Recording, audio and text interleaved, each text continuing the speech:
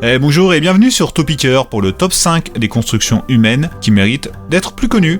La France est le pays le plus visité au monde, devançant l'Espagne et les États-Unis. En effet, elle accueille presque 90 millions de touristes étrangers chaque année.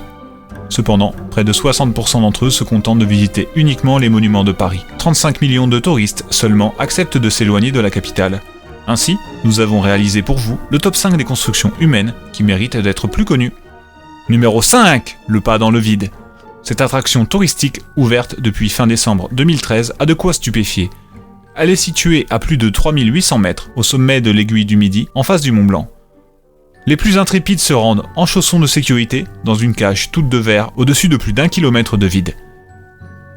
Ainsi suspendus, sur la paroi de la falaise vertigineuse, les individus prient pour que l'indivisibilité du sol transparent dure pendant les 30 secondes de l'expérience.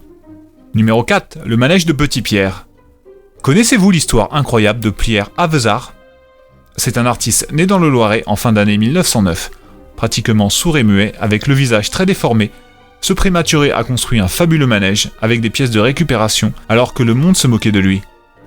Cet immense manège s'anime encore aujourd'hui à la fabuloserie de Dissy dans Lyon, 27 ans après la mort de celui qui se faisait couramment appeler Petit Pierre. Numéro 3, le Fort Louvois. Vous connaissez sans aucun doute l'émission Fort Boyard, animée par Olivier Mine sur France 2, mais pas celui-ci. Au même coloris, ce vaisseau offensif bâti de 1691 à 1694 est le dernier ouvrage de fortification maritime commandé par Louis XIV. Rendant jadis inexpugnable le sud de la réserve naturelle de Moëz-Oléron, il est présentement un musée où subsistent les vestiges d'un passé militaire illustré par une exposition magnifique. Numéro 2, le château de Guédelon. Au cœur de la Bourgogne, ce château est un anachronisme contemporain.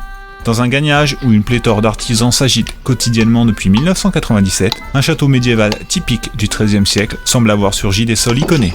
Une mission d'envergure a été décidée, construire un château fort avec les moyens d'antan. Le projet serait, selon les bénévoles invétérés de Témérité, alors chargés de l'édification de ce colosse, terminé en 2022. Cependant, l'intérêt des 300 000 visiteurs annuels est inépuisé. Et vous ? En quelle année aimeriez-vous vous téléporter dans le passé ? Un sondage apparaît en haut à droite.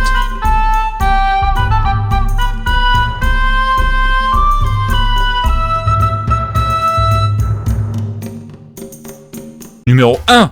Le palais du facteur Cheval. Situé à Haute-Rive dans la Drôme, ce monument est nommé le Palais Idéal. Il a été construit en 33 ans par le facteur auvergnat Joseph Ferdinand Cheval.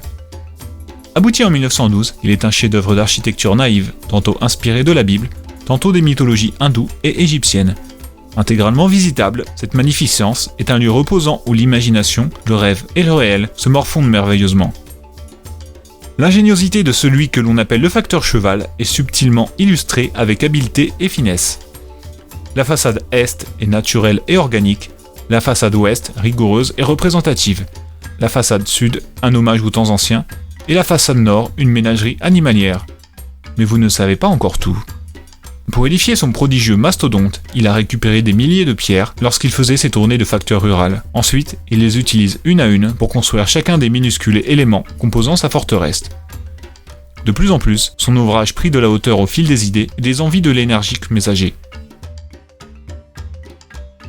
Merci d'avoir regardé. Abonnez-vous, partagez et laissez un pouce bleu. Aussi, faites sonner la cloche. A bientôt sur Topicker pour plus de top qui méritent d'être plus connus.